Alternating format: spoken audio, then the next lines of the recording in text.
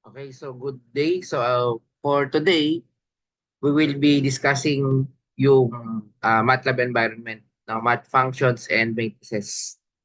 So dito ay tuturo sa atin the basic of MATLAB. Although MATLAB is used in some applications like signal processing, we can also use MATLAB in various applications such as in feedback and control. But before we proceed to the MATLAB environment in feedback and control, I would be tackling the basic. No, this is the basic of the MATLAB. So as you can see, this is the MATLAB desktop.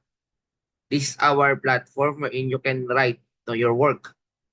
Anyways, dito sa section na ito ay may we focus on the command window. That is the interactive command line environment. No, allowing us to enter and write commands in MATLAB. No, execute these commands. We can use this as a computational tool. Actually, this highly mathematical programming language that is used to solve problems in higher mathematics, such as in mathematics in differential equations and advanced engineering math. And that includes the Laplace and inverse Laplace transformation. So anyway, this is how we typically write, uh, for example, the a command for the mathematical equation. Instead of writing the multiply sign, we just write asterisk. No, so I think we can demo it based doon sa ating MATLAB. Dito tayo sa part na ito using the MATLAB, no? So let's say 1 plus 2/3. That is pi. The pi is a 3.1416. And we can obtain the 3.0944 as you notice, no? As we perform the instruction. So now, this is also a programming language, no? Na meron siyang MDAS operator. We can use plus sign for addition, minus sign for subtraction, asterisk sign for multiplication, and slash sign for division. Now, we just use pi for the value of 3.141516, so and so forth, di ba?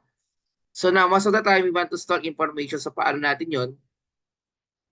Ang ginagawa lang natin, halimbawa, gusto nating i-minus 2, instead of writing the whole number we just subtract it by 2 na lang, no? Okay, for example, in this scenario again, we will just, I will write ANS minus 2. Okay, so sinubtract lang natin ng dalawa. Now, as you notice also, meron tayong command na variable name var underscore 1. Dito pinapakita lang natin, no, that will be the declaration na yan is under variable 1. Tandaan nyo, case sensitive ito. Yung small letter na var underscore 1 ay magiging different siya kung ilalagay mo sa capital VAR underscore 1. So take note of that.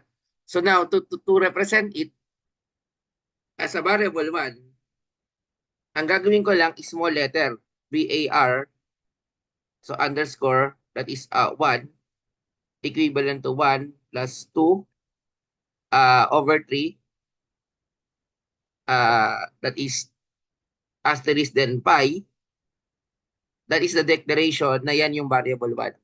No? So ngayon, pwede pa tayo mag-declare ng mga other variables na ginagamit natin for mathematical. No? For example, in this case, in the next example, we can show that our attention to another window pane on MATLAB called the workspace window. No? As you can see, we have the value here in the command window. No? So anyway, makikita naman natin yan dito sa part ng MATLAB na ito wherein you can see here, ito yung sinasabi ko, no? Na workspace. So ito yon yung workspace na makikita nyo. Okay, now to clear this is the command CLC. Parang clear screen niya, no? Parang kini-clear niya, na? Okay. Now, then enter the command whose, ano yung whose, no? If I will write this, I will write WHOS.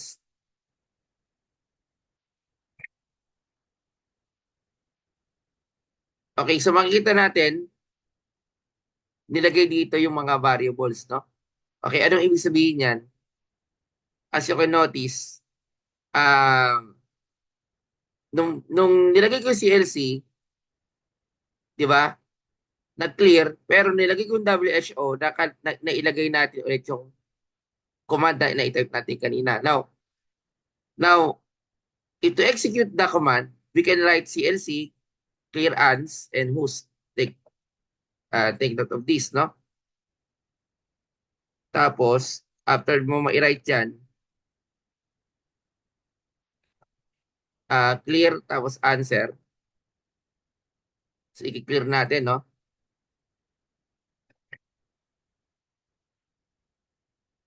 Tapos, whos.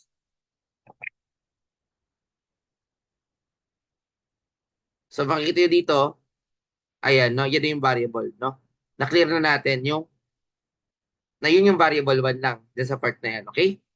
So now, as the case here,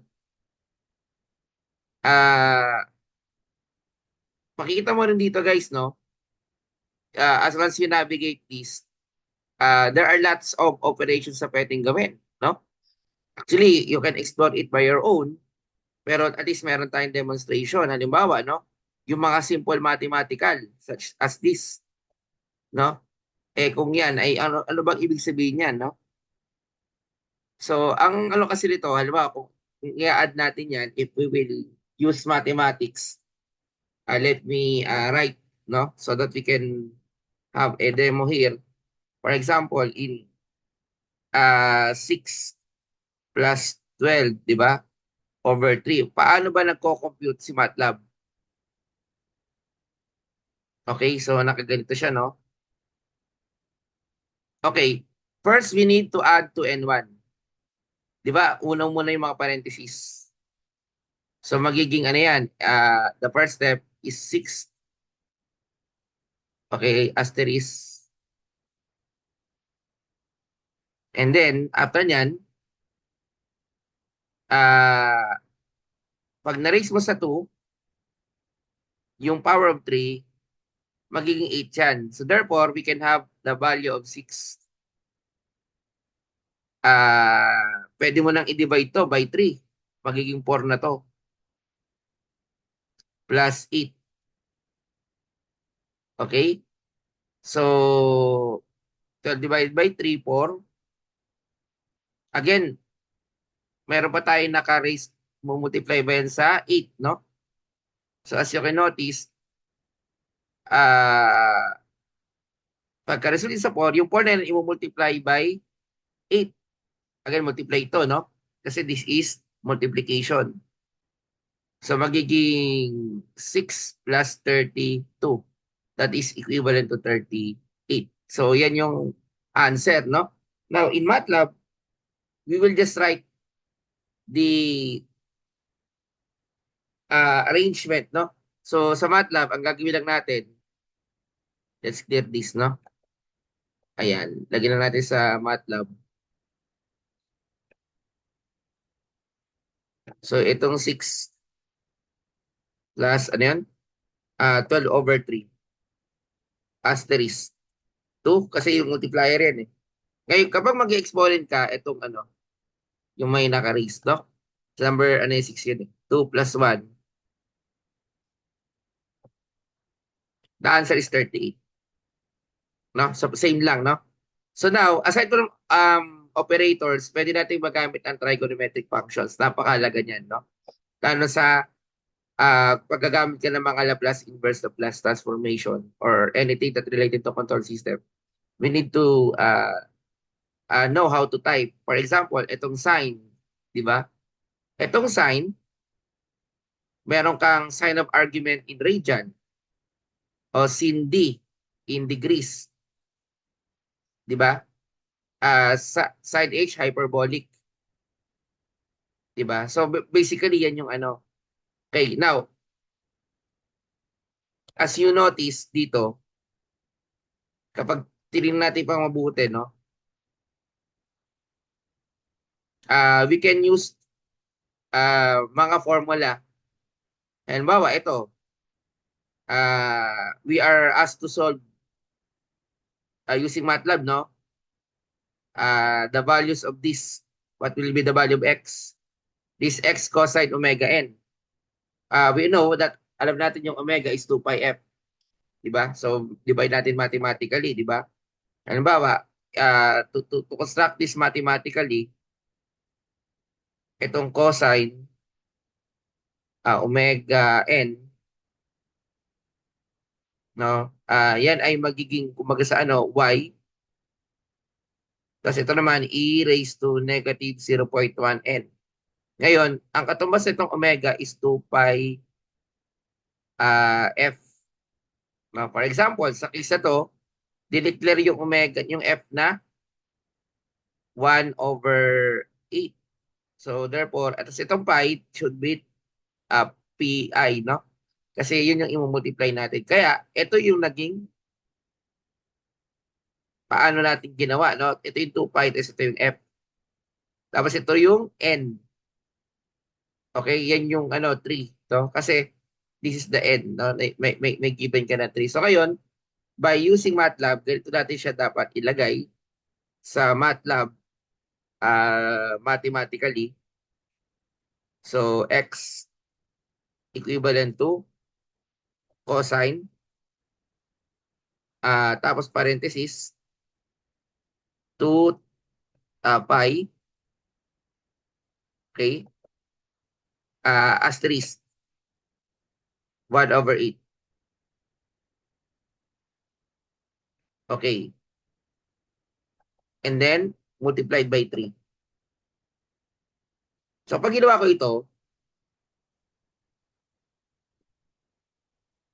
okay, so meron kang negative 0.71. Now, paano naman kapag mga exponent? For example, in this scenario, y e raised to negative 0.1. Di ba?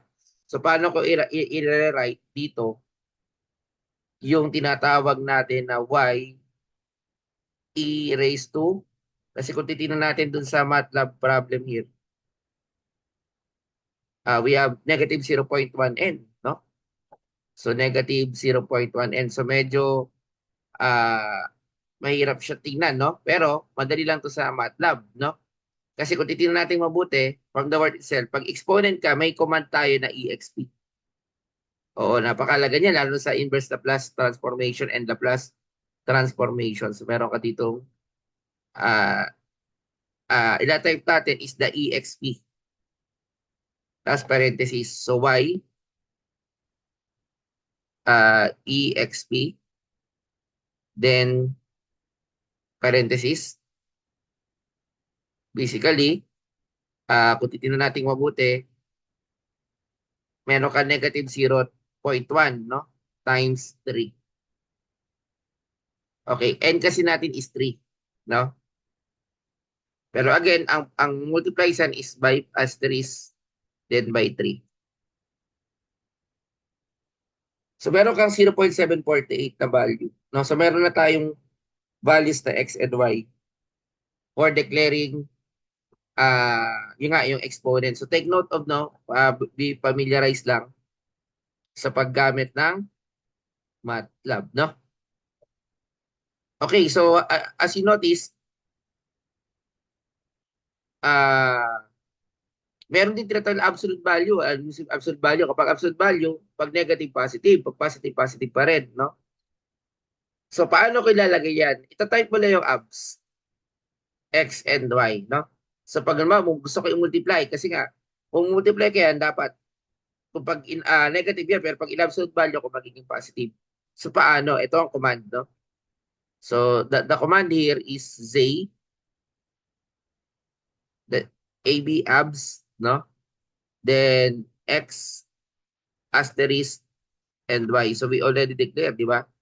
So, by So makukuha nyo, di ba? Kinuha na yung absolute value. So take note, that is an example, no? Now, you can enter uh, siguro yung mga commands here for your practice. If ever, baka ito yung mga first activity natin, no? Aside from the introduction to Laplace transformation. Pero focus naman natin kasi dito is the Laplace transformation, no? So anyway, you can explore this naman if you want, no? Uh, you can just, I don't know, you can just write, no? So magkakaroon tayo ng machine problem here using the introduction, no? Later, I will give you some problems. But siguro, we will be relating to Laplace transfer or Laplace function. So I think the tutorial video for the MATLAB has already been performed. You can use this as your reference. So thank you and God